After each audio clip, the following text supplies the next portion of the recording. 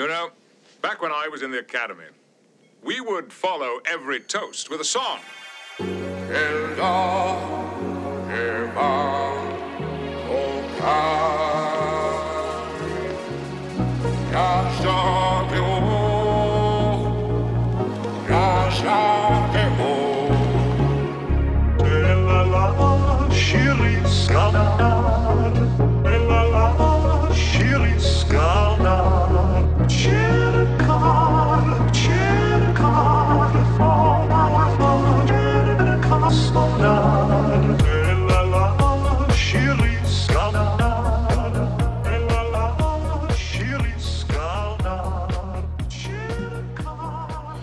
So with Star Trek Discovery, there's always been a little bit of fan criticism since the beginning about how technologically advanced the ship is. How much of the first episode did you get through? Like, did they explain the spore drive to you?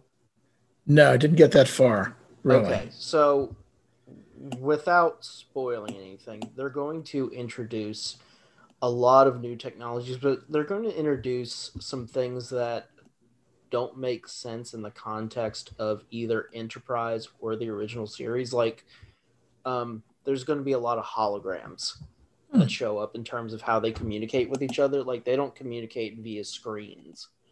They use holograms, which is something that, you know, they didn't do in the original series, and they don't do on Enterprise either. Is it still through subspace communication? Huh? Arguably, yes. But, like... Okay.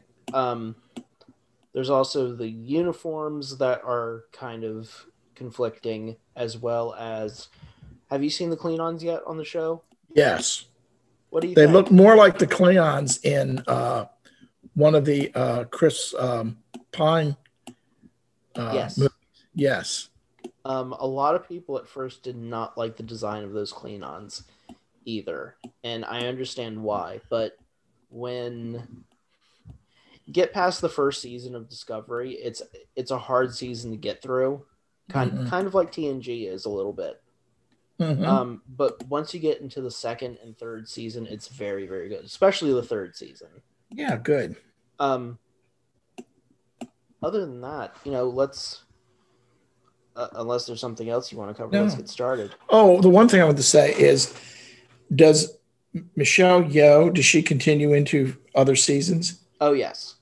Well, that's good, because I like the fact that if it's between Archer and Kirk, particularly in this day and time, that there's a Chinese Asian woman who's the captain. Yes.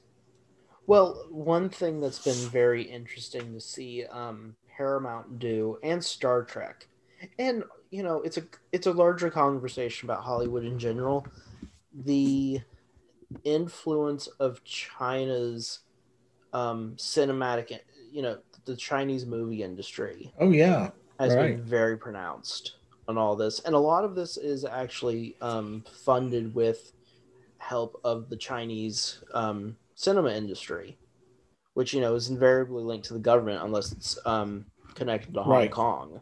Right. Which, you know, for Paramount, I think Paramount's using a lot of production facilities and a lot of partnerships out of Hong Kong, which, you know, is probably better in terms of how they treat their people. But if you, like, go to Disney, one of the big things that has been a constant criticism of Disney, especially when it comes to another big science fiction franchise, Star Wars, is, you know, kind of Disney's blind adherence to paint China in a positive cultural light, while, you know, ignoring things that we've talked about in previous episodes, like the Uyghur genocide, their environmental records, just their, you know, some of their general actions overseas and how they've treated American companies, not only in terms of our trade deals and negotiations, but also corporate espionage and digital cyber hacking. Well, it's interesting because we don't need to digress into this, but the position that Biden is taking, where he calls Putin a killer. You know what? Since we're here on the show, we should kind of talk about that, because it was a very interesting moment, I think, because I remember when Trump was Trump made a point to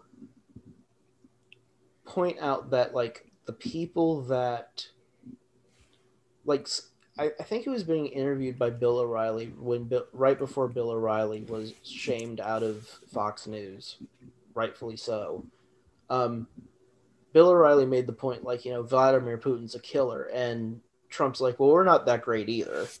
Oh, yeah, I remember that. Yeah. And I think it's very interesting that Putin's response when Biden says Putin's a killer is it takes one to know one.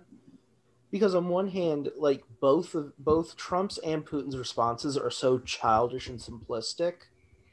But on the other hand, it's kind of acknowledging, I think, something we all intrinsically know, that even though we like to think that everything's being done diplomatically these days and everything is hopefully moving towards peace and we don't have to use military intervention, somewhere behind the scenes, a trigger is probably being pulled someplace to keep that peace going.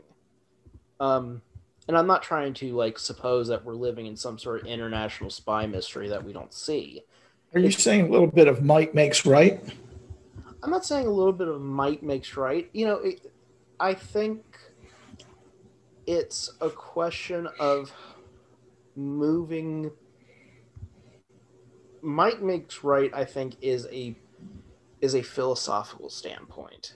I think the reality of the world is that there are people in every society on every side that want to see the world burn in some way, or they want to burn down the world in some fashion to shape it in the way they want.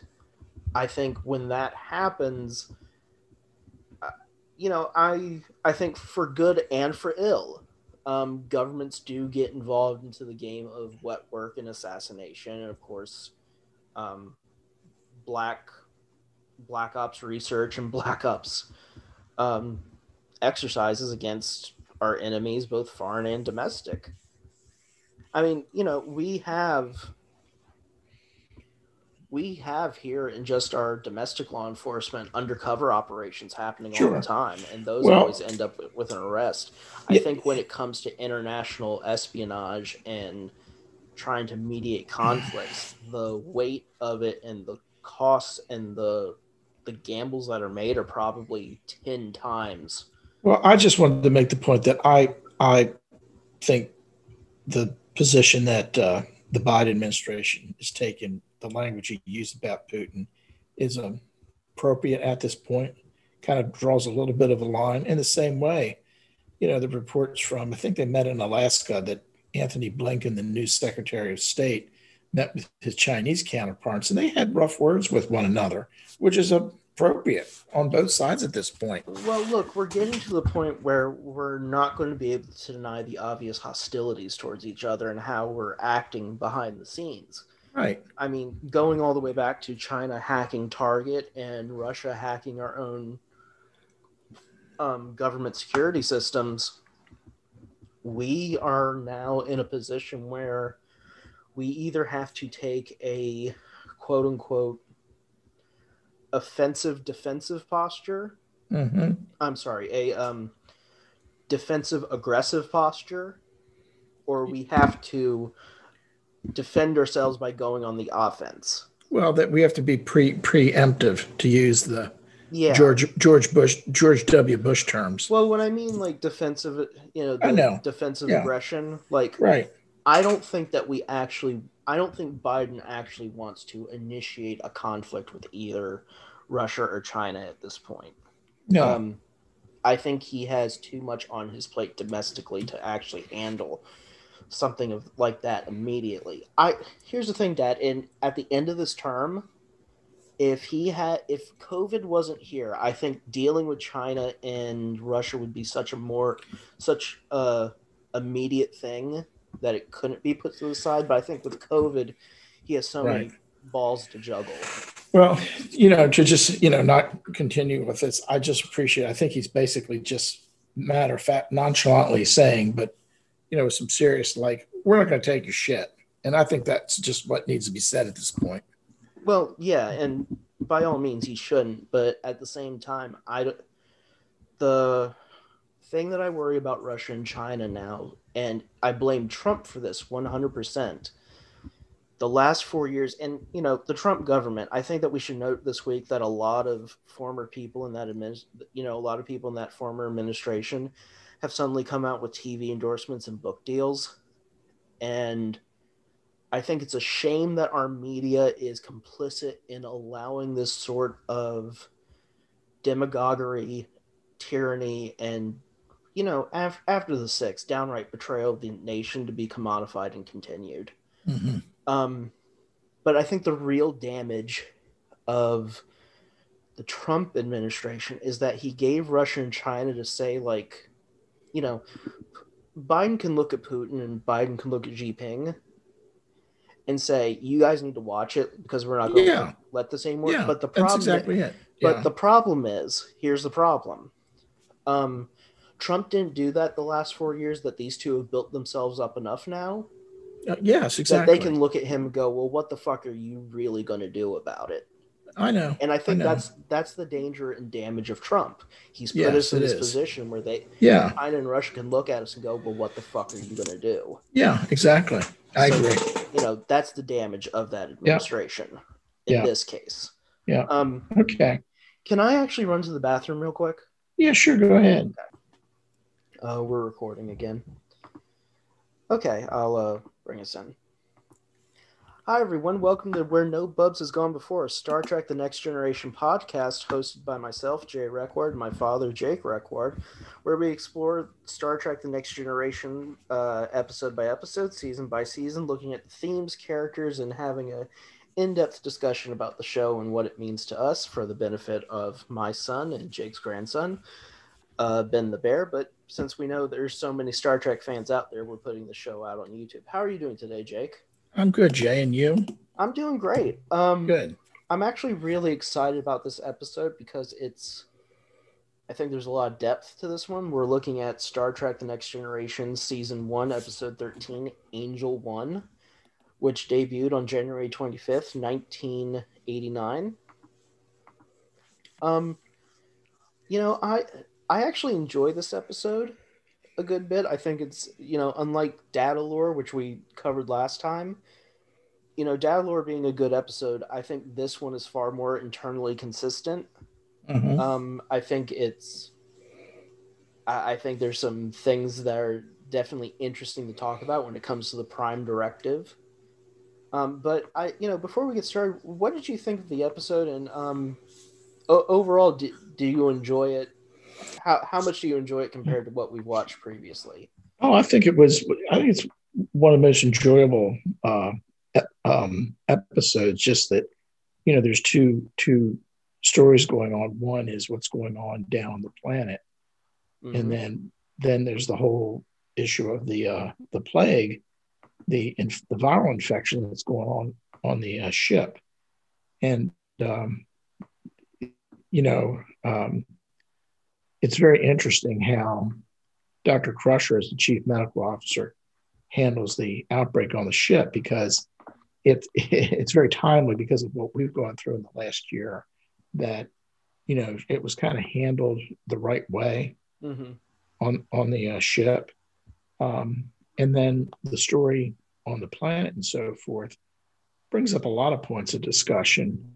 Again, this happened back in the late 80s, when there was, following up in the 70s and into the 80s, when there was discussion about the Equal Rights Amendment and, what the role of women are in society and how that was changing.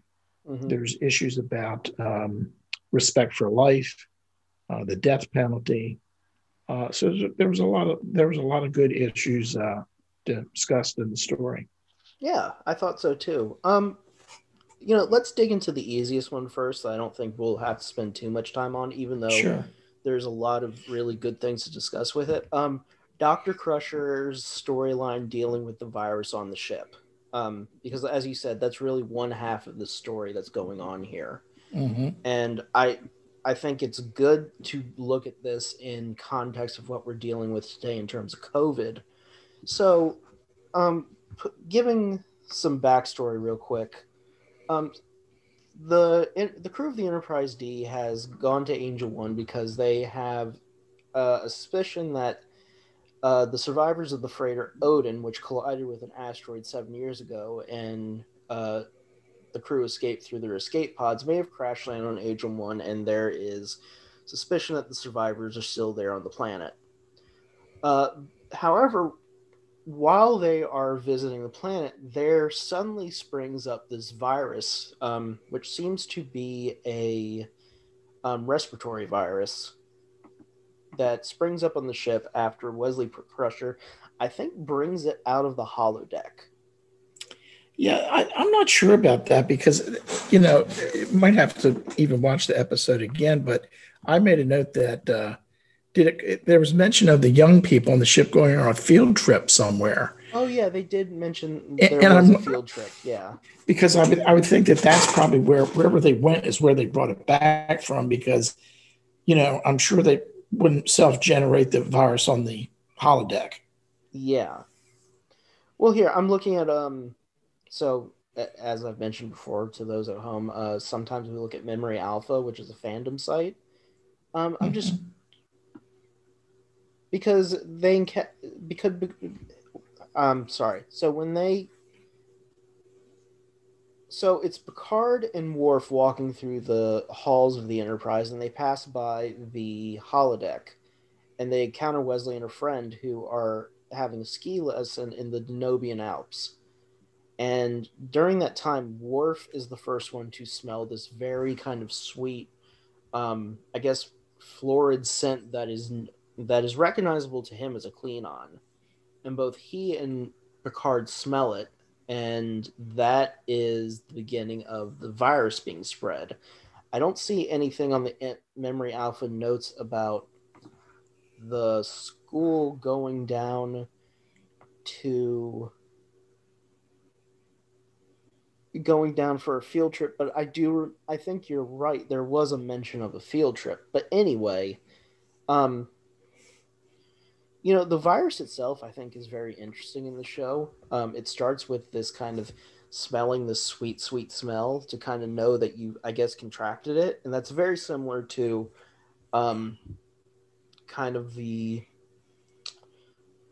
some of the sensory features, the Well, sensory symptoms of COVID, where you actually lose your ability to smell and taste. well, this was interesting because when somebody this gets into a important detail point that somebody had to be infected. That's why I think that either Wesley or his friend were perhaps infected, because Mm-hmm. for someone if someone's infected, they were emitting this fragrance that was pleasant, and that caused an individual who smelled it to deeply inhale, which ensured inhalation of an infective dose. Yeah.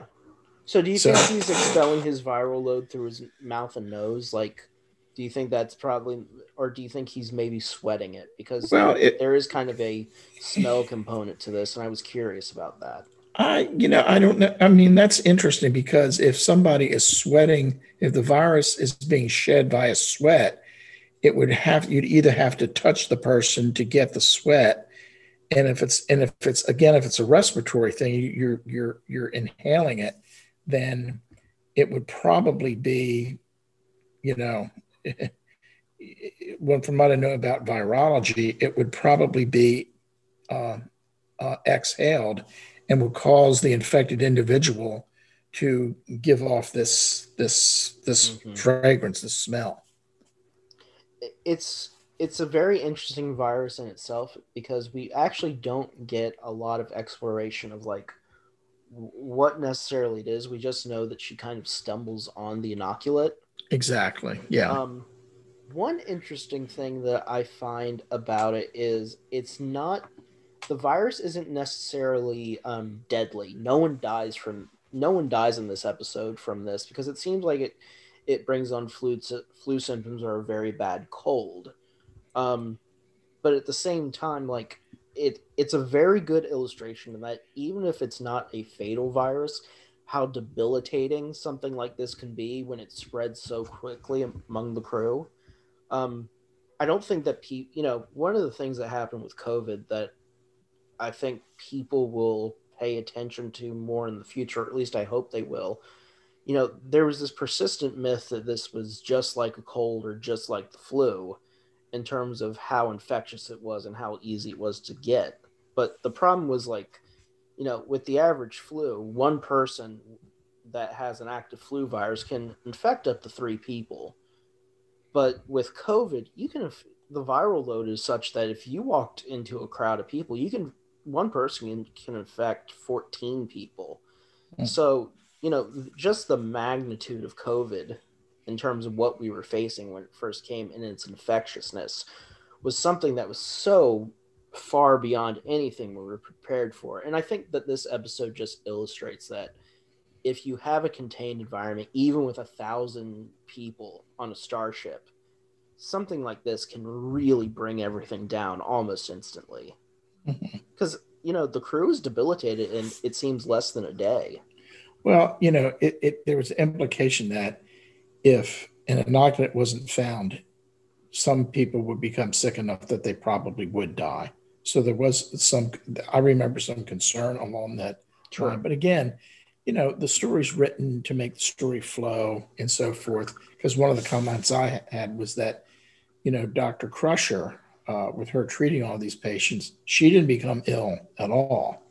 I really did kind of notice that. And I also found it interesting how she didn't take any real precautions to protect herself from possible infection. Right.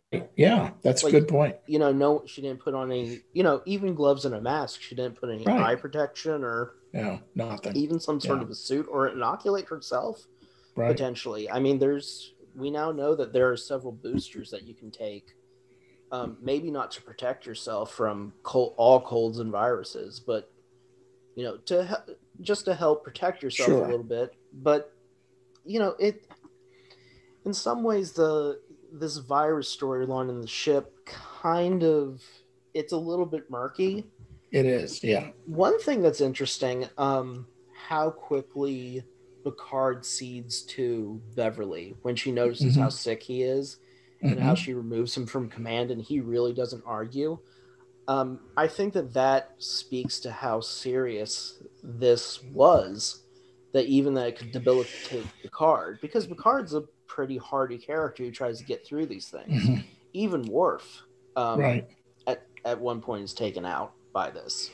And the other important point, just because the whole story about the virus, is not totally wrapped up and so forth, but it ends up playing an important role in the story, particularly in the end where Ramsey and his followers are to be executed. And, that keeps Riker and his party on the surface of the planet because he can't beam Ramsey and his party up because Crusher's saying, look, if they come up here, they're going to get sick, and there's a possibility that people are going. Right, they did mention that there's a possibility that people on the ship are going to die from this if I can't figure out how to control it, how to treat it. You know what? It really just kind of highlights how when you have some like an infectious disease that suddenly springs up and no one's prepared for it, how really it does seem like an act of God almost. Just so damaging and surprising all at once. I have a question for you. How do you think there is a way for us to prepare for this going into space or space exploration? Or do you think that once we finally start navigating the stars, there will be crews that come across maybe a microbe or a disease and we get ships that are wiped out? Because I after watching this episode, I kind of had a little bit of that worry of like, what if you sent, a group of kids down on shore leave on some planet and they pick up a disease and, the next week, you find a Galaxy class ship with everyone dead on board. I think you'd have to have a, now they do have a decontaminant system. Right. Well, even that, I mean, that whole concept, I mean, there was concern, when the astronauts came back from the moon, they were quarantined because they didn't know whether there would be some unknown bacteria there that they could pick up. Now, I think you need to look at it in several ways. One, if there is a life on another planet or, another celestial body, and it would have some sort of bacterium or fungus that evolved in a biosphere similar to ours, it could possibly, cause an infection. Our body might act as a petri dish for it, and we wouldn't have any, since we're not exposed to it, we wouldn't have any immunity to it. But still our immune system could recognize it and fight it off. In terms of extraterrestrial viruses, that really gets into science fiction. There's probably some people, as you mentioned, there are some universities who look at exobiology and so forth. But one thing about viruses is that they are generally species specific, that you'll have, some viruses that will only thrive in chickens, or they'll only thrive in lizards. However, we know that some viruses can be close enough, the avian flu virus and so forth, if its limited number of genes change in such a way that it can get into a human, it can infect humans, and then it could be spread in that way. So, if you had an extraterrestrial virus, it may have to have evolved in a biosphere similar to ours, so that since viruses require cells to thrive, there would have to be some compatibility between the virus genetic material, as long as they use DNA or RNA also, so they could interact with our cellular system. So it's a big unknown. And as we talked last on the last podcast, there are probably, biologists that are looking at what would happen in terms of, theoretical exobiology, if there really is such a thing. Yeah. I think I suggested to you watching The Expanse last episode. I think that you should really watch that series because it talks about a lot of what we're dealing with right here. Because in that show, they discover an extrasolar object that has entered our universe, and they discover it on a asteroid floating around Saturn. And what it is a proto-molecule from an alien civilization, and it interfaces with human DNA. Right. But it basically kills the human when it does that.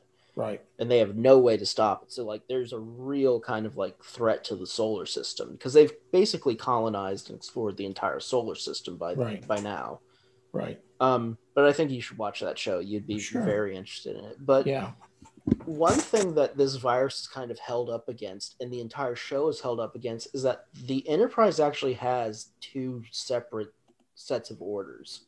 Because on one hand, they need to investigate Angel 1 and see if they can find the survivors of the Odin. But there's also a potential military conflict brewing along the neutral zone. Oh, yes, that's right. The Romulans are, again, poking around Federation outposts with battle cruisers. And Starfleet wants the Enterprise along the neutral zone to have their flagship there as a show of force to say, don't mess with us. Which harkens back to another episode I mentioned before, Balance of Terror, where the Romulans are again attacking, at the time, what are called Earth outposts. But, I think one thing that's held up against this story of the virus is at the very end, towards the end, Crusher allows Data to beam back up to the ship because there's the understanding that Data will be able to at least command the ship to carry on the mission. But once he gets up there, he realizes it's too late. I haven't been able to get up here in time, and everyone's sick.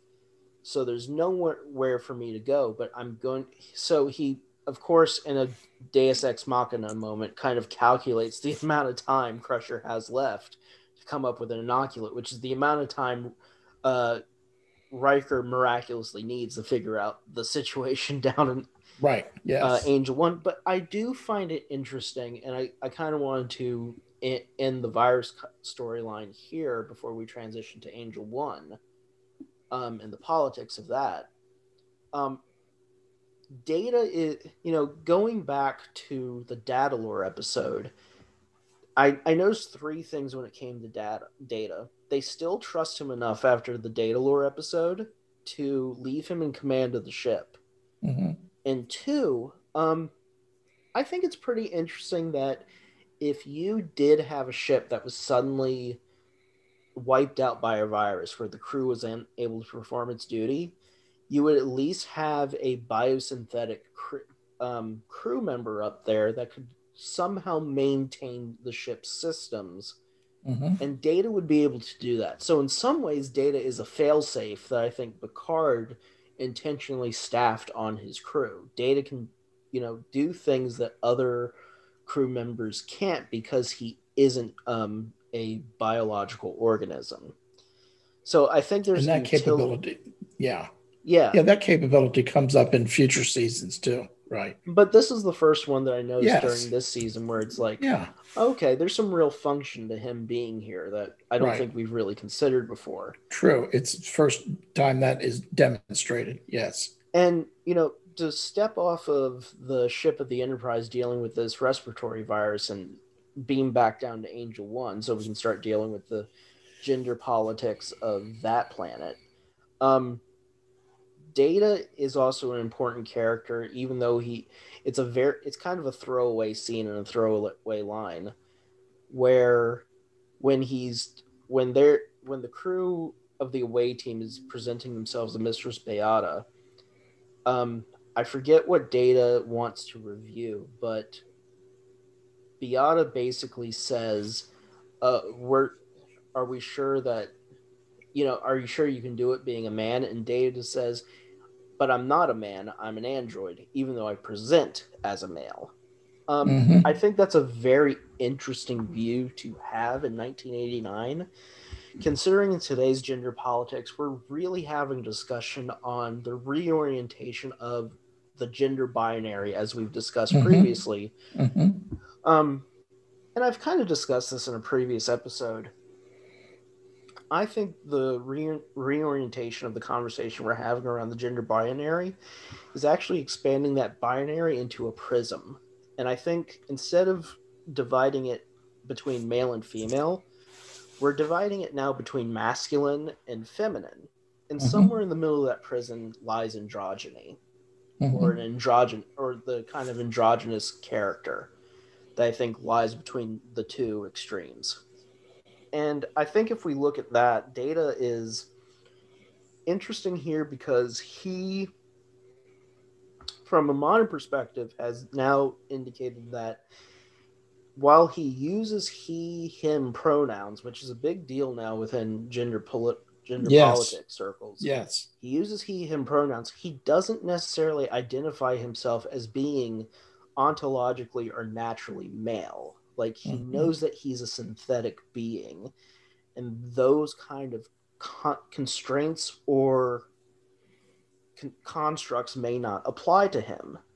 And I think that that's a very interesting place to start this conversation about Angel One, because I think what we're going to be talking about here at the center of this is gender politics in 1989 versus gender politics of now, when we really start discussing this episode. To begin, I wanted to ask you, Dad, in 1989, what were the discussions about gender like, especially when it came to things like the roles between men and women, maybe the roles of women in government, in leadership, possibly in the military, because the oligarchy, the matriarchal oligarchy on Angel One, is clearly in charge of the military there because all the women are larger than the men. So therefore they're taking part in the violent aspect of society that sometimes needs to be taken part in.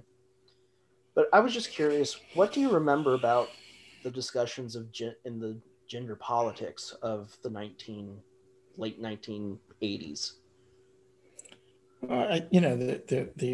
The discussion about the Equal Rights Amendment had started in the early 80s. Mm-hmm. And, that still has not been resolved. I think it was 1984 when Mondale, this would be Reagan's second term, when he ran the second time against Mondale. And I think that was when Ferrero was the vice presidential candidate. She was the first female vice presidential candidate. Yeah, and she was just appointed someplace else. I don't know what, she's older now. I don't know what she's doing, but anyway, so that was sort of a, interesting thing that came up in 84. And then it was about that time, the late 80s or the early 90s, that the service academies, West Point and Annapolis, the Air Force Academy, so forth, started thinking about, well, should we become co-ed institutions? Should we professionally prepare women as part of our officer corps? And that kind of followed a number of civilian liberal arts colleges that, had in the late 80s, early 90s, who had been predominantly male, went co-ed. Mm-hmm. There was some of that was, changes in society. Some of it was financial, because some colleges, would merge together for financial efficiency and so on. And so, that, I think that was what I can recall, what was the trend, then at that point. I don't think there was too much discussion about putting women on corporate boards or becoming, officers of large companies and so on, that sort of thing. That really didn't start. I don't think that really picked up until you got into the early stages of the 21st century. Yeah. Well, especially, kind of taking it back to the military aspect, I have to, Matt, were there any conversations about women actually serving in combat then? Because we didn't have those conversations, at least in my lifetime. Those didn't really kind of start until about 10 years into Iraq and Afghanistan. As I recall, there was, there was some. Because we had G.I. Jane in the 90s that kind of sparked the conversation for a little bit. You did have some, like what was that one movie that Meg Ryan and Denzel Washington was in? Oh, yeah. She was a helicopter pilot who ended up getting the Medal of Honor. So there was movement toward allowing women to become service academy cadets, midshipmen, and so forth. But, they could serve as officers, but again, there was an evolution toward them, keeping them in support roles and not frontline combat and so forth. And obviously that's changed, because we do have women fighter pilots in both the Air Force and the Navy now. And we've got, I think we've got a couple Marine units that have started to integrate women, as long as they have the physical skills, into a frontline combat role. Oh, the Army and the Marines now have women serving in frontline combat duties. Mm-hmm. The big, and I actually follow this a little bit. The big hurdle is getting them through things like special forces.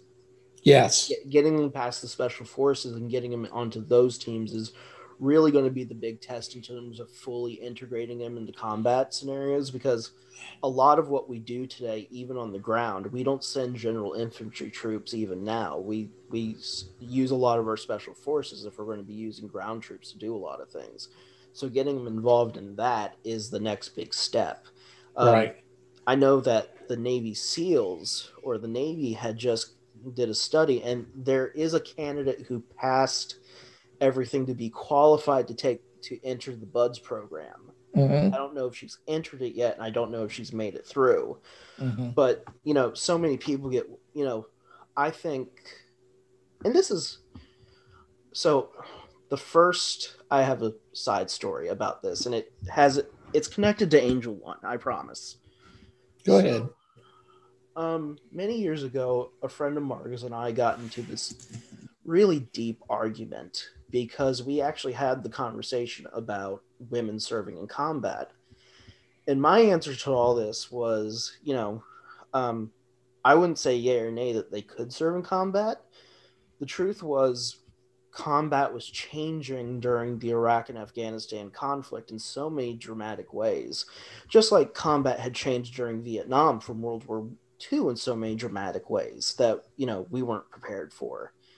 That I didn't know if they were suited for combat until we had actual data to show us that they were. And now we have data, and we know that they are suited for combat. I think it is only a matter of time before a woman passes the BUDS program or gets through the Special Forces training down at Bragg to be a Green Beret. I think it's just a matter of time. I think one thing that Angel One that interests me very, not in a perverse way, but I think it's very dark. I think there is a question of eugenics taking place on Angel One because it's very clear that they're breeding their women to be bigger and stronger than the men, and they're making the men obviously be weaker and smaller than the women. And I had picked up on that too, and there's actually, some comments that Beata made toward Riker that, maybe you should teach our men to be different, or as an example, different to our men. And I got that too, that there was almost some regret that the men had been bred or they evolved to be the weaker gender. Well, do you know why I bring this up in connection to like the BUDS program and the Special Forces training? I think, and it gets to Riker's main crux, like, what's going on here maybe isn't revolution, it's the evolution. Evolution, right. I think when it comes to women in combat, the only reason they're not good at combat now is because we haven't given them time to acculturate and acclimatize to it. Do you know what I mean? Mm-hmm. Like, we haven't had, we've had generations of American men go to war and be trained in war. I think the process of adaptation and evolution is putting that creature in the midst of an environment and watching them adapt. I think what's happening here is that Angel One realizes that they've kind of bred their men down to just breeding stock, but they can't do anything better with them. Well, you just said an important thing because I found a book last week called An Army at Dawn. Yes. And it was written about the experience of the American Army, really from Eisenhower through, all the generals down to the soldiers and so forth, of how unprepared the American Army was to fight the Germans and the Italians in North Africa. And I've just about finished the book this evening.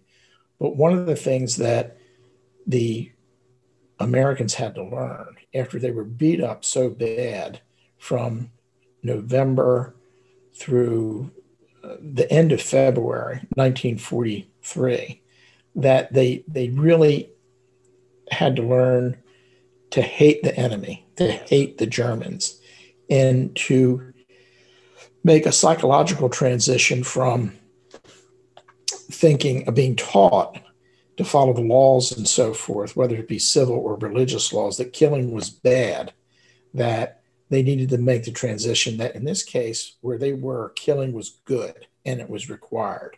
And in order to have that attitude, you had to really hate the enemy and not care about them as humans. And yes, and that is, I think whether you're a male or female, if you have the physical training and the physical skills and know how to use weaponry and, whatever physical martial arts, if you can, make that psychological jump, so that if you're a warrior, there's no reason to show mercy, really. So, because you have to take the attitude, I need to kill that enemy first before he kills me. So you know that I have this martial arts background that includes mixed martial arts. And Right. I'm not going to ever call myself a warrior because that's a loaded term. But I think you hit the nail on the head that a lot of what's going on when it comes to getting people acclimatized to doing things that they don't think they can do That is the key word. Yes. is really just putting them in that situation and forcing them through. And it sounds brutal sometimes, but that's, like you said, they have to go through that beating to learn how to weather it and then thrive past it. Mm-hmm. And I think, and I've seen this happen in MMA now, where 10 years ago the idea of women fighting in the cage was abhorrent to us. Abhorrent. And now today, the greatest mixed martial artist in the world is a woman. And I think that's, what happened was we had to get women in the cage and watch them fight the first time. And then we had to watch them fight 100 times. And then we had to watch them fight 500 times. And we had to watch ourselves acclimatize to the idea that, okay, women can do these things that are outside the typical gender norm. Fighting in violent competition for the longest time was considered outside the typical gender norm of women. Even women boxers were undervalued in their sport for such a long time that we had to psychologically, as an audience, get over it. But for the longest time, the first 5 years of women's MMA, a lot of those women were not very good compared to the men. But now, if you look at how good they are as fighters, some of them are better than the men because they've had time to acclimatize. They know exactly how to train like the men. They know how to eat like the men. They know how to punch and kick and do everything. It really is, like you say, a process of like getting them over those psychological, but also I think giving them over some of those societal hurdles that they're told not to cross. And I think in this case with Angel One, it doesn't matter if you have a patriarchal society or a matriarchal society. If you constrain people to certain roles and don't let them explore, they can't evolve. And they can't create the abilities for themselves to do the things that you don't expect them to do, or maybe they don't expect them to do. Well, yeah, and just to take it back from military conflict, you've had the same evolution just in terms of the role that women play in politics. It was only 101 years ago that women in this country were given the right to vote. It was the first cabinet secretary was under Roosevelt, was under FDR, and now in 2021 we have, a woman who's literally a heartbeat away from being the president. And it's such a huge accomplishment on so many levels. I think and it may be weird for Ben to listen to later on in his life if he goes back and listens to these. But, I think in our lifetimes, including yours, Dad, we'll have a woman president. I really do think that at this point. Probably so. Even if it isn't Kamala Harris, if Joe Biden doesn't decide to run at the end of his first term, I think that it will be something that happens. And, I think it's going to be one of those things that becomes the norm because we just have to have it happen. Well, you've had Australian female prime ministers. You've had one, two now British prime ministers. You've had a German prime minister who's going on her 15th or 16th year. You've had, even in Pakistan, you had a prime minister, a female prime minister. You've had a female prime minister in India, the largest democracy in the world. It would be, after Thatcher now, it's really hard to argue that women cannot have a gigantic impact on the political structures that they take part in. Right. One thing I think is interesting. Also Chile and Brazil. But so it kind of also gets into the conversation about Angel One. I think so. We have a quote unquote matriarchal constitutional oligarchy from what the show tells us. Yeah, constitutional oligarchy, which Troy, as you say in the notes, identifies like Beta Z. Mm-hmm. And to let's jump off that, because we've met Loxana Troy now, who is the daughter of the fifth house of Beta Z, holder of the sacred chalice of Rix, and I think the inheritor of the rings of Beta Z. I think that's right. Yes.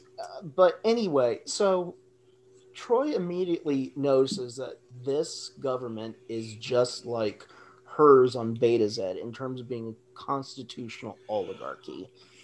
Let's look at that for a second, because on one hand, I think the idea of an oligarchy, I know we're getting away from the gender politic of this real quick, but I think the systems that we design in turn design us, ontologically speaking. So you have a constitution, but your society is basically run by the most powerful at the top, that I guess are the most wealthy or the most asset laden. What do you imagine a constitutional oligarchy looks like? And what do you think the benefits are to it being something in the Star Trek universe that is consistent enough that we not only see it on Beta Z, but we also see it here on Angel One? That's a good question. I mean, it had to be some sort of, royalty type thing. What I think, go back, just think of Code of Honor, where again there was a dichotomy between males and females, where that would be an oligarchy too, wouldn't it? It would, because it was the females that really owned, the land, the property that was wealth, and by the women choosing who her mate was going to be, that the fact that the women had property and so forth gave the man the power. So that, on the surface in the Code of Honor on that planet, Lushan had the power, but he really didn't, because he was getting it through his, the mate that had chosen him. So it gets back to, if you have a constitutional oligarchy, perhaps it would be if in the UK, if the royal family really, really ruled and didn't have a parliament. And at the same time, well, it doesn't sound like on Angel One that they have a parliament, but again, they have this select small group. Yeah. Beata has this small coterie that follows her around. It seems like the oligarchy might actually be very small in terms of who makes decisions on this world. Well, I think the interesting thing about it not only being small, the idea of a constitution, I think, is very unique to all of these things. Because a constitution means that somewhere down the line they all got together, voted, and codified this, or at least codified it to, like, say, here are the laws. If we get out of hand, check on us. Even though there are governments that have quote unquote constitutions and don't abide by them at all. I think the idea of having an oligarchy that somehow abides by a written set of rules is a fascinating development in terms of the future, because it means, on one hand, constitution, having a constitution or a written set of laws has continued to work in many cases. Like, they haven't gone back to like an oral tradition of laws, or they haven't gone back. One thing that they've discussed here in our present day technology is the potential of AI in terms of deciding legal matters. Like, instead of you going before a judge, an AI would look at law and precedent and determine the outcome of your case based on that. There's talk of one day AI governing human civilizations, because it would be able to make decisions better. It seems interesting to me that constitutions are still being used later on, especially in an oligarchy doesn't necessarily need to have its own rules. It could have its own internal rule structure in the room that it meets. But to have an actual written one is interesting. For instance, is communist China an oligarchy? oligarchy? No, that's an autocracy. Okay. Well, like, that's China is a very difficult thing because on one hand they say that they're communists, but they're running a capitalist economy now, but they're really autocrats. And the other thing that has in the past, that the farther away you get away from Beijing, the less control Beijing has. Now that's changing now. Xi Jinping is, bringing the reins of control in much tighter, from the provinces. And so we're like Guangzhou used to have, or Guangdong province used to be able to, and I think they have some degree of autonomy from Beijing, but it's lessened as he has been in power. Well, one thing that I don't think people have taken into account is how much the internet is going to change the reach of government, both good and bad. Barack Obama got his health care insurance, the ACA passed out through a website. So people were, traditionally used to have to go and fill out paperwork. And now you were able to get health insurance through the internet. Now through the internet, the current government of China is able to monitor their entire society and actually assign them social points. So like the reach of technology really does do away with like the actual geographic reach or the miles of territory that you actually have to cover. Right. So there's a side to this when we talk about the development of technology that it really does do away with a lot of the traditional things that we think would protect us from the potential of a tyrannical government. One thing that I think is interesting about Beata's system of government is that it seems there is a voting process that takes place there, but she seems to have a lot of just individual autonomy to herself. Like she's not only the head of the group, but she in many ways is allowed to make her own decisions without consulting, because she does certain things that I think would be like, at this point, if you've had rebels on your planet for the last 7 years, I don't know why you don't kill them, but at the same time, like she kind of just goes along with the crew of the Enterprise when they show up without really consulting anyone else in her coterie. And I think there's kind of just this assumption that she doesn't have to consult people in her coterie. Even, I think the character's name is Ariel. Yeah. She doesn't even have to consult Ariel, and even Ariel's, points out and says, Beata, you can't do this, you can't do that. And Beata's kind of like, Ariel, shut up. I can do whatever I want. Right. So yes, it's a very interesting kind of dynamic that's going on in Angel One. And, my least favorite character in the episode is Trent. I don't like Trent. I don't know why I don't like Trent. I think it's because his name's Trent, and it just seems so out of place. Right. Like, here's Beata, here's Ariel, here's Cliff, here's Trent. We not only like starve our males and make them small, we give them shitty names. And when he picked up the perfume sprayer, that didn't. Yeah. Well, you know what? I find that interesting because the show actually starts this kind of motif of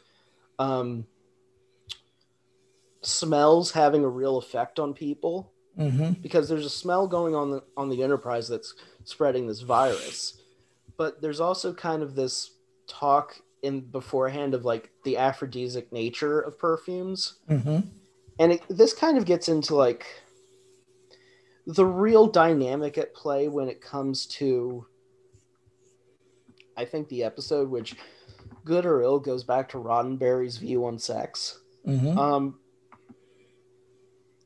It's very clear from the beginning that I don't think Roddenberry is an anti-feminist. I think he's very feminist in a lot of his views. At the same time, I think, we've talked about Roddenberry's sexual playfulness a lot. This episode's very strange in terms of looking at that, because on one hand, you have this kind of egalitarian society with the Federation and Starfleet, which is represented by the crew of the Enterprise, beaming down to this planet where they have this matriarchal oligarchy. And the interesting way that they react to each other is that in many ways the egalitarianism and the equality that is shown by the crew of the Enterprise is very threatening to the matriarchal oligarchy of Angel One. They don't, especially Beata. Beata really doesn't like the idea, even though the show kind of plays with the idea that she does.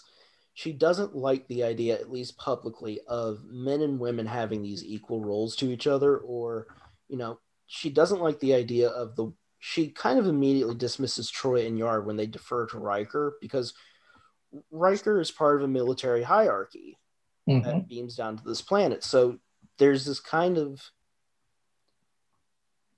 I think the first thing that's really offensive to Beata is the military structure that she sees in Starfleet, because for Angel One, all the women at the head of the military are all the people at the head of the military are women.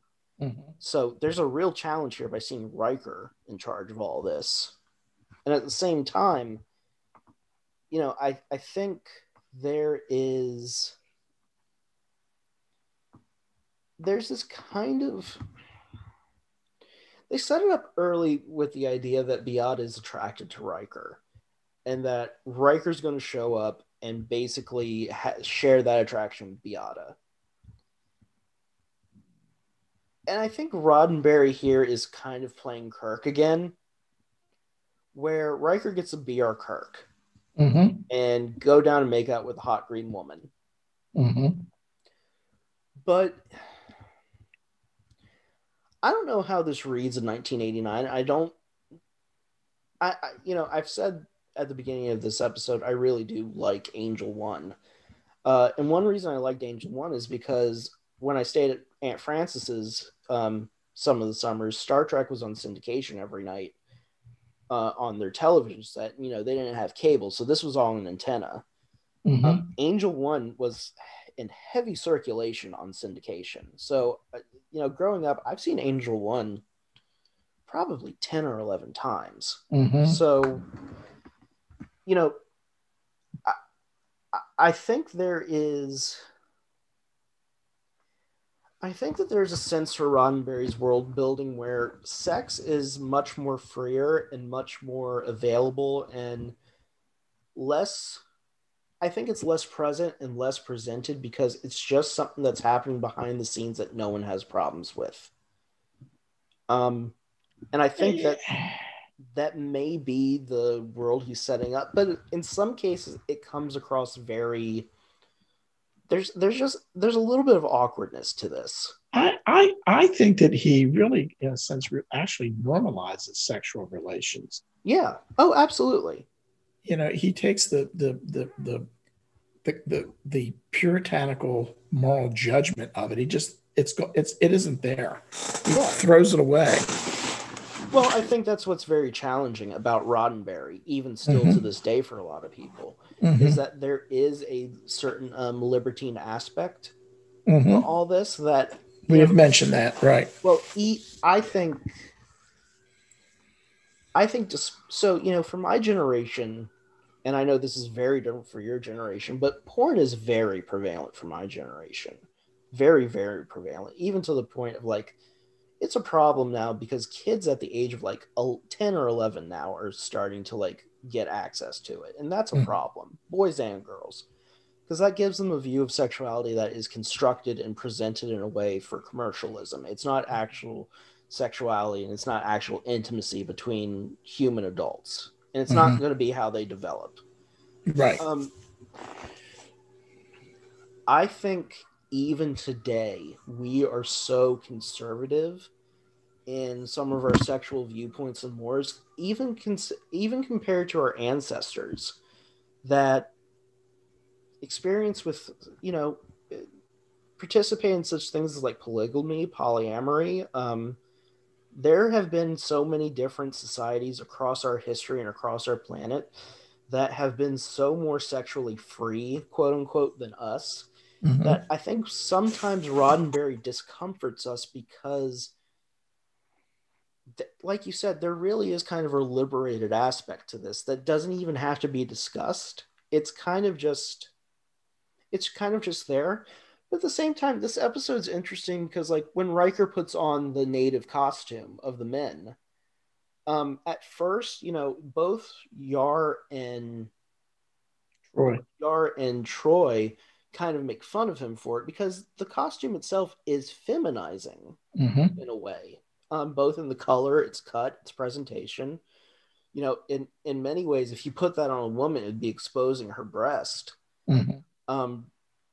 But as soon as he puts it on and presents himself, even Yar admits, it kind of is sexy to her because it breaks kind of this gender binary idea of masculinity where Riker is still very masculine in his presentation, but he's now presented in this kind of feminized aspect with the costume.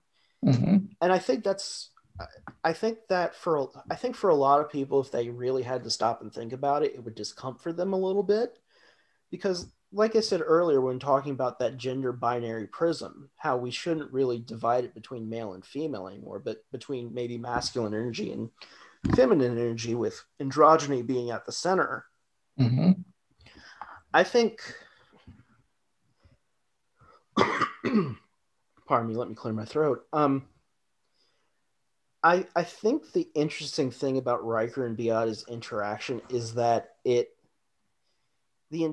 really is kind of playing tennis within that prism. It goes back and forth between them really kind of trading gender roles in the lead up to their intimacy. Because there are times where, like, he has to be dominant and she has to be submissive, and there's times where he has to submit to her. Right. And I think that is a view of sex that, like, really isn't presented, especially to my generation today.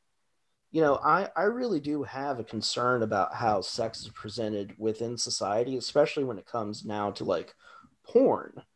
Because on one aspect, if you're a man, porn presents you this viewpoint of sex with women, or even with, homosexual lovers, of, very kind of dominant and brutal, kind of take your pleasure and go. And for women, it's kind of turned into this kind of idealistic fantasy of men kind of bowing and worshiping to you and being able to give you everything you want in the bedroom, which is not necessarily the case either. Like, some men are not physically able to do certain things. But, that's the difficulty of sex, too. Like, sex in itself is not necessarily the cleanest, most orderly aspect of our biological existence.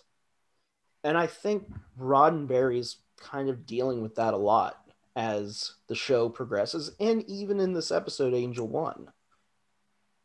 Sorry, I went on a little bit of a that's okay. tangent there, but I don't think that there's anything inherently gross about what Roddenberry does, but I do think there's some things that are dated about it. I was just, like, I think there is a contingent of Star Wars fans that look at Riker today and think of him as being sexually aggressive and kind of sexually, he takes advantage of a situation when it comes to sex. And I think there's a view of Riker that may be justified in that.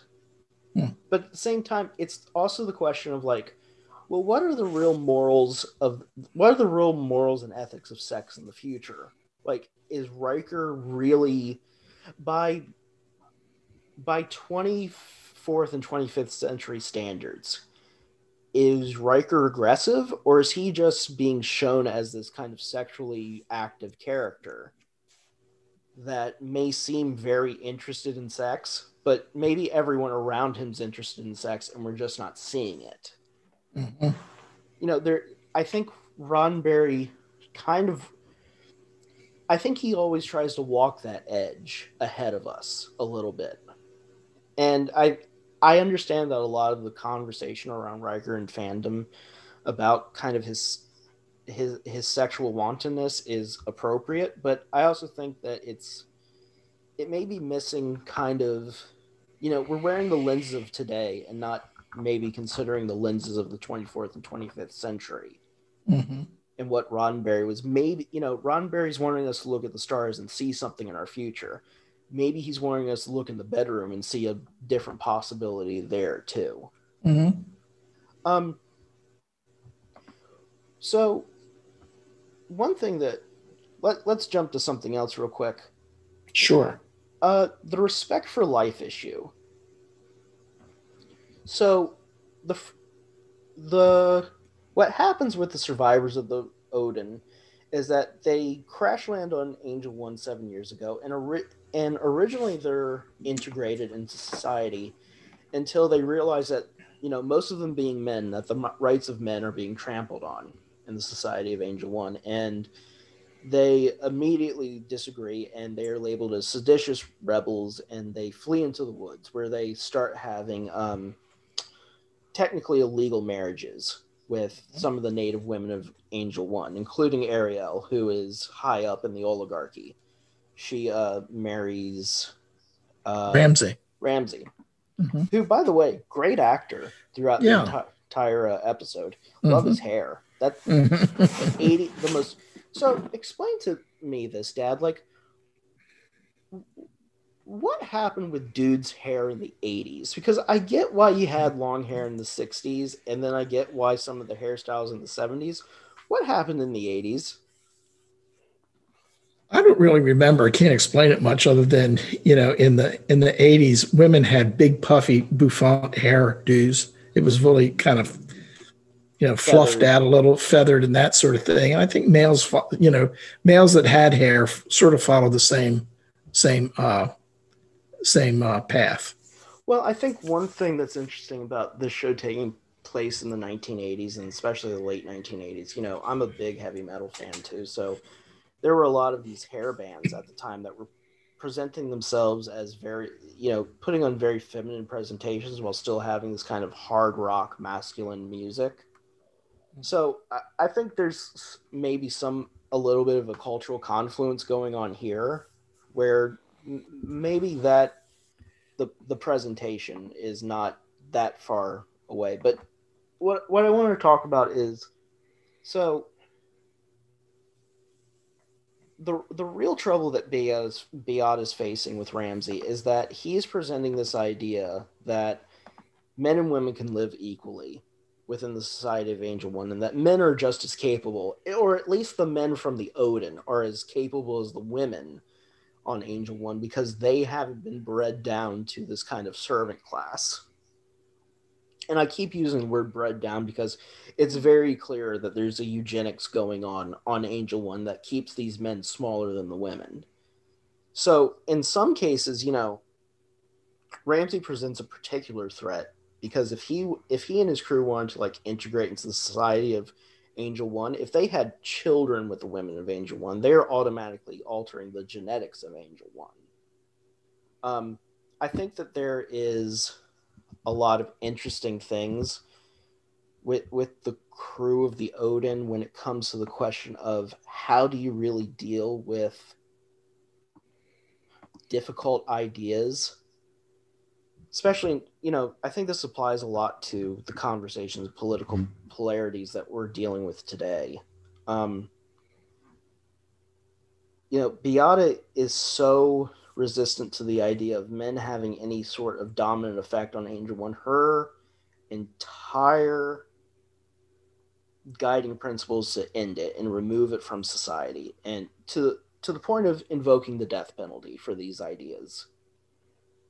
And I think this gets into the question of the danger of ideas versus the sacredness of life. And are there ideas that are so dangerous it's worthy to take away the dignity of someone's life, or take away someone's life to protect ourselves from them? And I just wanted to get your input on this. What do you think of this dynamic here? And what do you think of the conversation that's taking place when we talk about the right to life and being able to have challenging ideas as it's looked at on Angel 1? I think that Beata, since she's representative of basically the the mores and ethics and morals of Angel One, she may have understood that within the Federation that there was a great respect for life. The fact that the Federation came to Angel One to see if there were any survivors from the Odin, and when she then understood when that Ramsey and his group had broken their laws that put them in a position that they could be executed, and she understood that the Federation was past that they did not use the death penalty anymore. She was challenged by that.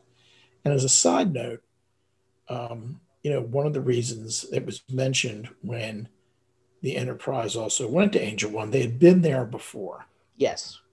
Which was curious because it's not said whether this society, whether this planet was warp capable, but it seemed like we haven't touched on that yet. Yeah, they had not left the planet, but they had been in contact before, and they were actually looking at them as possible, as Angel One being a potential member of the Federation at some point in the future.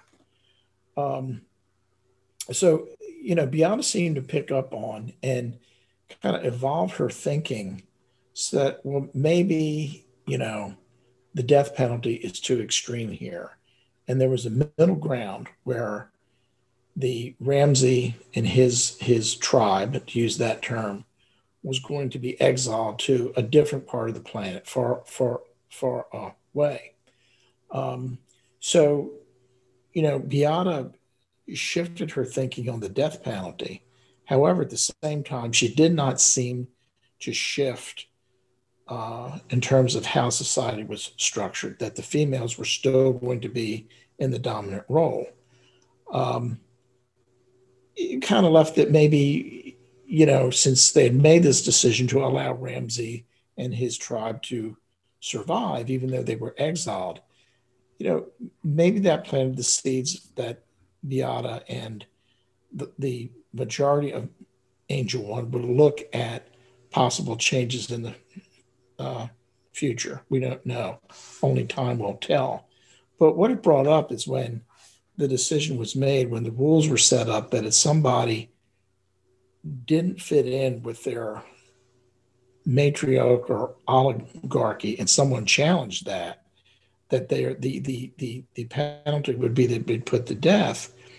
It really brings into perspective what's going on now in terms of, if, you've got, very conservative people on the extreme right who think that, Democrats should all be killed.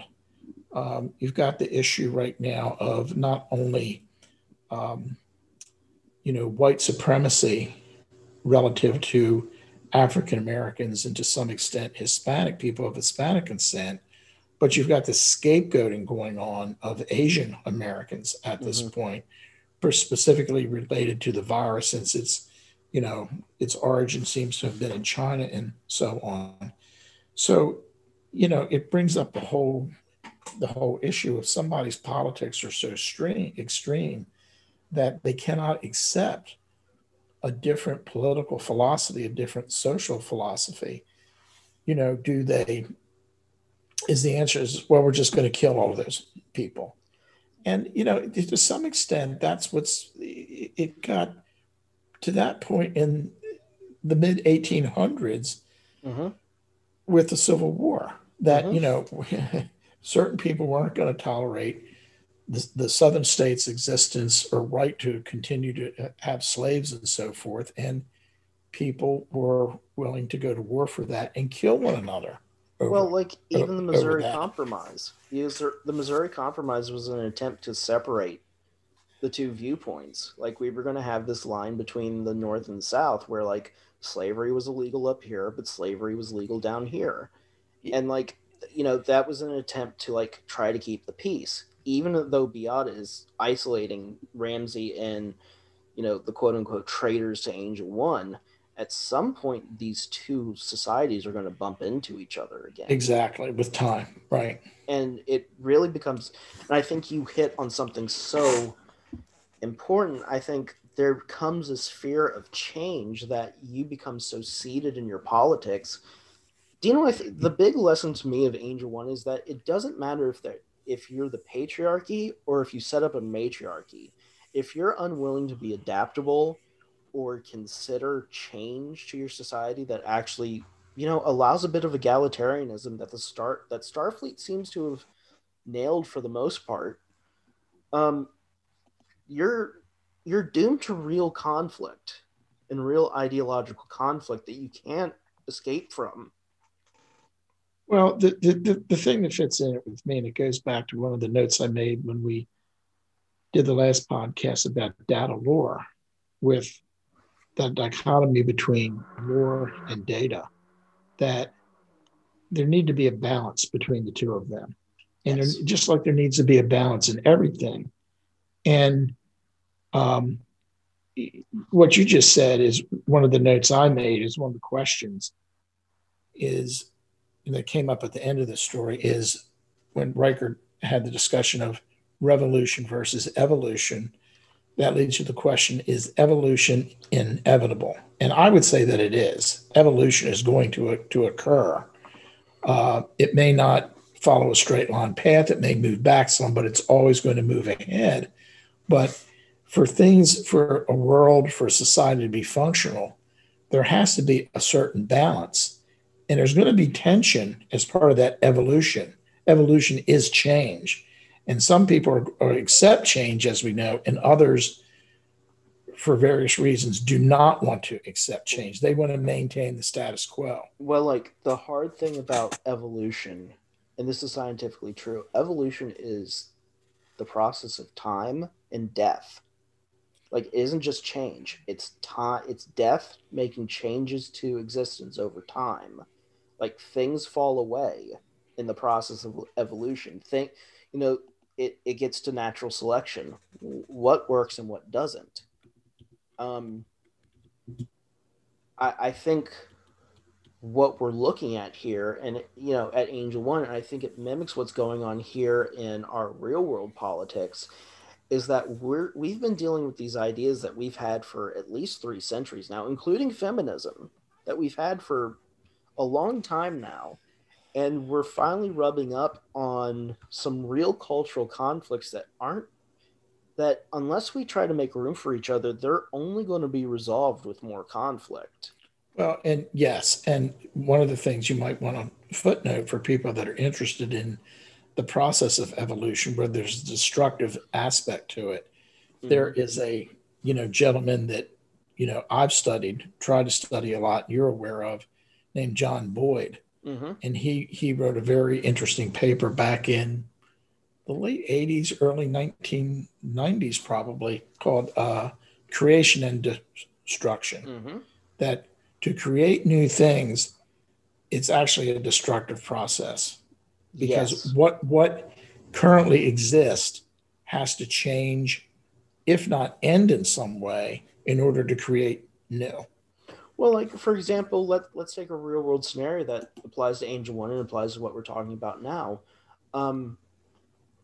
When I keep talking about this gender prism versus the gender binary, one of the reasons I came up with the gender prism is because we're having real conflicts now about the gender binary, where there's a conservative community and a conservative movement that really does want to keep all conversation of gender stuck within the confines of male versus female, even though there is a generation, and including their own children, that are coming up saying, like, look, this constraint of language and identification is not working for our own health and well-being. We need to have a wider conversation with new terms and new ideas, and maybe the doing away with old ideas and old constructs, like you just mentioned. I really think it's old ideas, because, again, it goes back to having a completely binary understanding of of human gender, that you're either male or female.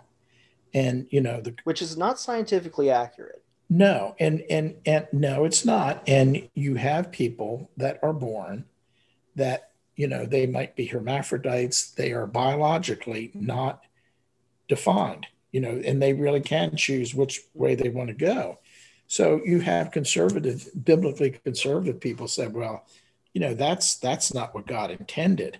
Well, it's like if God made us and a child is born and their gender is ambiguous, then my question is to you, if God made us all, then why did God fuck up? Yeah, exactly. Or maybe God didn't fuck up. Maybe this is exactly what God intended. Exactly. But I think that getting to the question of revolution versus evolution. So I don't talk about the book a lot, but I wrote Thief of Destiny to really explore revolution, and not just this idea that revolution is good when the good guys win, but what is the real what are the real aspects of revolution that people don't take into account? Revolution really is an evolutionary process that you really don't what you expect to happen never does. You have unintended consequences. Well, consequences that cannot be foreseen. Part of what makes America unique is that, and you and I have discussed this before, we are the product of a successful revolution. Quote unquote, a successful revolution. That I would make some arguments that immediately what happened in U.S. history kind of defeated the purpose of that revolution, especially in terms of how the Founding Fathers worked out the economy.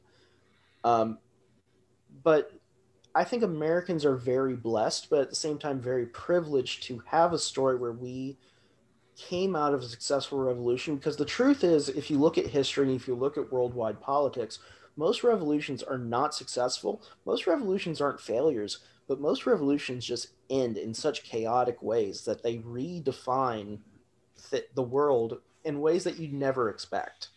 Mm-hmm. And I think what's happening here on Angel One is that, there is kind of an expectation of what's going to happen if they let Ramsey stay and let him and the crew and the families of the Odin integrate fully into that society.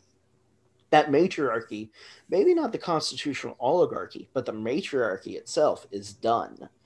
I think that fits into what a lot of conservatives and what a lot of white men fear today in terms of, patriarchy being done. The patriarchy is absolutely a real thing. I believe in the patriarchy because I believe,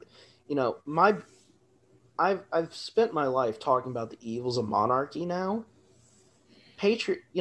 My disagreement with feminists start and end with the idea that patriarchy is the only end all be all to this problem. My thing is that patriarchy is a symptom of the idea that one person, be it a man or a woman, in that case matriarchy, is predisposed to be better and therefore rule over people.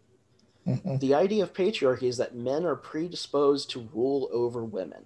The idea of a matriarchy is that women are predisposed to rule over men. I think both of those are inherently wrong.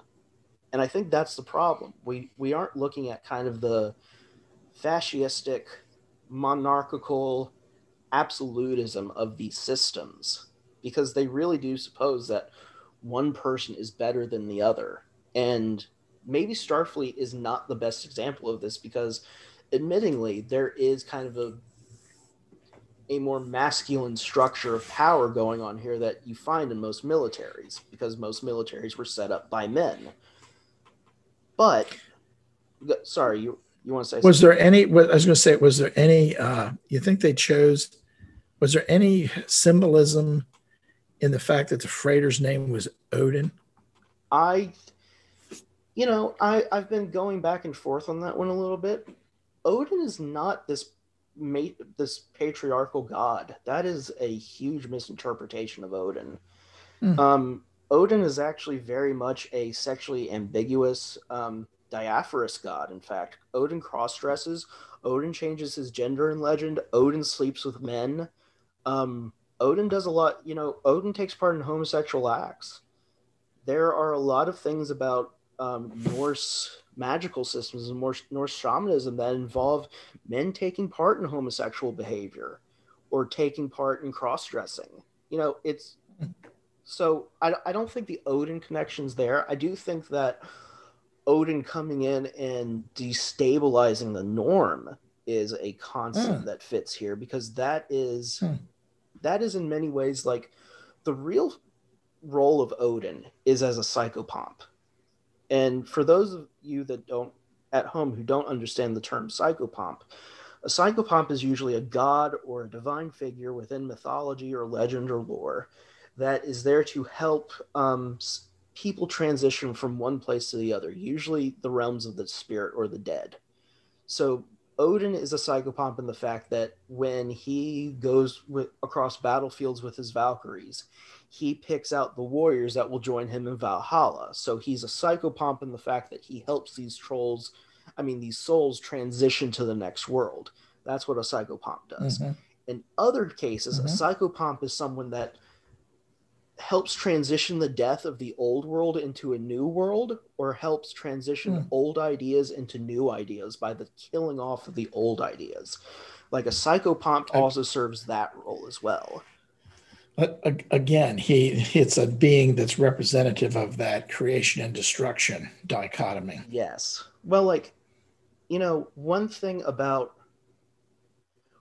Riker nails is that if Beata uses her governmental power to kill Ramsey and Ariel and the children and the wives, or just the families of the Odin, Riker's absolutely right that she's going to create a worse revolution or a worse outcome for herself than what she initially chooses. That they would become martyrs. Well, right. So this is going to touch on cancel culture for a second. And I know by the time Ben listens to this, I actually predict that cancel culture won't be a thing in our society. I really don't. I think there's a backlash happening to it now. And I think it's fading. There is, yeah. But I think it's fading to the background because of it. Right. I think it's just going to become something that's part of our society, but it's not going to be the prevailing thing. Right. Which is good.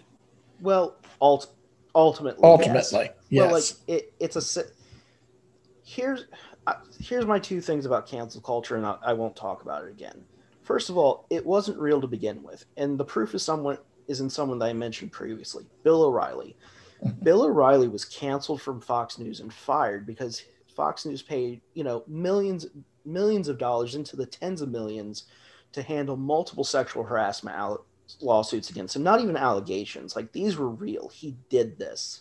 Like, he sexually harassed and assaulted women, Dad. Like, these payouts kind of confirm it. And he did it over dozens of times. If he was truly canceled, he shouldn't have a show, he shouldn't have a radio program, he shouldn't be able to get a book deal. 2021, he still has multiple book deals that are being turned into television shows, including the ones like Killing Kennedy, Killing Lincoln, and Killing Jesus. Those were his three big history books. Those are being turned into series. He's on Glenn Beck's platform, The Blaze, and he's on OAN doing his own hour now. He has his own radio show. He has his own YouTube platform. If cancellation was a real thing, we would never hear from this guy again. But it seems to me he's doing pretty fucking well. So I don't know who's actually being canceled here. Right. Beata thinks that she can cancel Ramsey and his ideas by either killing him or exiling him. And the truth is, if you cancel these people's ideas, those ideas don't go away. They just go off and become more monstrous, and they get stronger. Like, it's like trying to, I would rather punch Nazis than cancel Nazis, because if we cancel Nazis, we don't know what the Nazis are doing. We don't know what they're doing. Yeah, that's right. That's right. It's better for us to go out into the street and punch Nazis in the face and confront evil instead of just canceling and acting like it's not there anymore. I have to bring this up, and is that I stumbled on a movie on YouTube. It was free, and it's the first bona fide World War II movie after World War II. Oh, yeah. It's called Battleground. Yeah. It's in black and white. James Whitmore is in it. Right. Van Johnson is sort of the star, and it's basically the story of I've actually seen a platoon in the 101st Airborne, in December before the bulge happens and so forth. And they go through and everything. And the key scene is about, it's within the last 20 minutes of the movie, because the movie's about 2 hours long, where a Lutheran minister comes and he has a very brief religious service as they're being shelled by German and Nazi artillery. And I won't go into exactly what he said, but he says, was this trip really necessary? Which was a big line during World War II with gas rationing and everything. Oh, yeah. In the U.S., people, had to have coupons to buy gasoline. And one of the things to try to people to save gas here, the civilians say, is this trip really necessary? Well, that was the title of this Lutheran minister's brief sermon. And what he talks about is why we were fighting. And it talked about freedom of thought. And it was basically talking about against fascism and all that it represented. And there was some joking in the beginning of the service that, I have to switch hit. Like last week, I had to do, or back in December, I had to do Hanukkah services and, for the Jewish soldiers. And, we have ministers of all faiths and religions and so forth, and they have to pitch hit for each one another. And actually, there was basically the 101st Airborne, one regiment or something or company of armor stuck in Bastogne, and there was one artillery company that were African American, and they performed very well along with the 101st Airborne, everybody. And actually in this scene, it actually has an African American as part of that service. And it was interesting because, this was 1949 when the movie was made. And that was 2 years after Truman had desegregated the military. And that was just the beginning of an evolutionary process toward African Americans being recognized for the role they played in the military during World War II and leading up into civil rights and, the struggle for civil rights and so forth. Yeah. So, but it really demonstrates your point you made is that, you don't want fascism. We can't imagine a world at this point where fascism didn't exist, but the fact that it does, it gives us an example of what we have to try to become or what we need to try to not become. Well, like having such a rigid viewpoint that disallows any disagreement into your political thought or morals or beliefs isn't actually taking an actual moral or ethical stance. It's just setting you up to fall into a bunch of traps. I think one of the problems with that Beata has is that she can't make an actual moral argument to why Ramsey and his ideas are bad. And that's the problem here. It's just going against their status quo. Yeah, that's it. If you really want, so you and I are both fans of the White Rose Society during World War II, and I always try to bring them up in situations like this when we talk about like canceling people, because as much as the left wants to cancel people on the right real quick, I don't think they realize how quickly the right started cancel culture and how they really meant it. Because what the White Rose Society was a brother and sister and some of their friends in college who wrote these anti-Nazi pamphlets about the evils of Hitler's tyranny and the autocratic, authoritarian nature of the Nazis as they were taking over Germany. And in response, the Nazis gathered up these college kids and executed them. And the other interesting thing about this group, they were executed in 1943. Like Sophie Scholl was 20 or 21. Sophie and her brother, God, I can't remember her brother's name off the top. Yeah, they were 21 when they were executed. And they started out, they were in the Hitler Youth. Yeah. But then as time went on, they saw how, being students and so forth, they saw that there was too much rigidity in thinking. I don't know what, I can't remember. Her brother Hans Sol. What they saw about, I think they were both very devout Christians also. Being from Munich, I think. They saw the murder and persecution of the Jews taking place. Right, that's what they called the resistance to. They saw the Jews being murdered, and as Christians, they couldn't stand there and allow that. Right. So as time went on, there was an evolution in their thinking where they were supportive of the Nazis and Hitler and so forth. But then with time, as they saw the abuses, they stood up. But that's the point I'm trying to make. Like, when you see something that's truly morally and ethically wrong, like, you should be able to form an argument against it instead of just canceling it. Like, if we're, canceling it doesn't make it go away. Well, in the wake of what happened in Atlanta recently at these massage parlors where these Asian American women were tragically murdered by a white man, we need to have this conversation about we need to have a conversation about why white supremacy is such a moral and ethical failing, not just say white supremacy is evil and then every conversation about it needs to be done away with. We actually need to explore why this is so depraved and why this is so damaging, not just to our communities and not just to those individuals, but to the human spirit in general. Like, Beata is willing to kill Ramsey and Ariel because what they're doing is not evil. They, Ariel and Ramsey love each other. At the end of the day, Beata would be murdering Ramsey and Ariel for loving each other. And that is what would cause ultimately the biggest revolution. Two people that love each other were killed for loving each other. I think what's happening now is that we're in the situation, and this kind of goes outside of gender and race entirely. And I know that this has kind of been gender's been a touchstone for this episode, but we're reaching this point in the rigidity of our viewpoints that if we're not careful, people are really going to consign themselves to really extreme solutions to deal with these problems. We were mentioning earlier Russia and China and how we're going to have to deal with them on a national security level.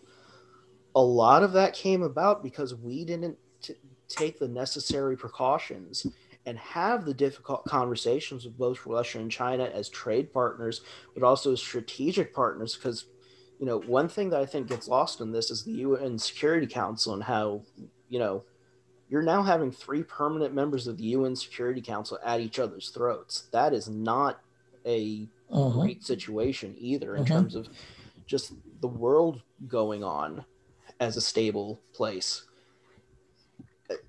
If we don't start having these conversations, even the difficult ones, and we start, it's even a question of like the Federation needs to reach across the aisle and talk to the Romulans about how not to end up in these border skirmishes along the neutral zone. And we later get that with Spock, who's like, well, what really is going to happen is that Vulcan and Romulus are going to have to reunite because we're all the same people, even though we don't think we are. I think ultimately Beata is scared of the evolution of Ramsey and Ariel, showing that men and women are ultimately the same creature. Any division that we're applying to it is automatically farcical and completely constructed of our own ideas and thoughts, not anything natural to itself. And there's even a line that she says, and Picard says it, where the status quo on Angel One is natural and sensible. What is actually natural and sensible is these kind of closed societies, be they patriarchal or matriarchal, natural and sensible, or is the egalitarianism that we see in Starfleet natural and sensible? And I think that's ultimately the question that we're left with Angel One. is there anything else that you want to touch on before we close out for the night? No, I think we've covered everything here. Oh, yeah. Oh, let's touch on this. What do you think of Riker trying to get laid? Oh, I just thought I think it fits in with what you said about how when Beata invited to spend time alone with Riker, that she was kind of intrigued by him because he's a strong male. I think that there was some, what it kind of implied that some of the strong Angel One women wish that the males were a little bit stronger in terms of how they sexually reacted and so on. Mm-hmm. And that, as you said, I think that Beata and Riker, when they were alone, it was sort of a tennis match going back as to, well, Beata's naturally going to be dominant toward him. And then she senses that he's not comfortable with that because, Riker was going back to our view, our current view, that the 1980s view that the males are the dominant one. But then he realized that he's dealing with a different culture and that he needs to be submissive to her, and they go back and forth. But, even when he has put on the native costume and after he tells Troy and Tasha that he's going to go spend time alone with Beata, they kind of say, "Oh, really?" So it's like he knows he's going to get laid. I just find and again, it goes back to Riker being a little bit of Kirk. Well, I find it interesting that this is considered appropriate behavior of a diplomatic officer in the future. Like, this seems like grounds for like conflict of interests in terms of the proper relations between two governments. And I just found it like no one's going to say anything besides, oh, look at what Riker's doing. But anyway, yes. So the next episode that we are looking at is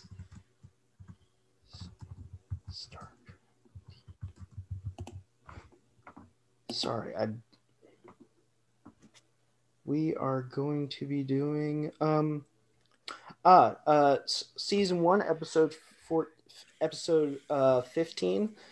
This is a long title, folks, so give me a second. 110010001. Yes, right. Thank you for joining us for Where No Bubs Has Gone Before. Dad, thank you so much for joining us tonight. I hope you had a good time. I did, Jay. Thank you. Good. We'll see you all later. Bye-bye. Bye-bye.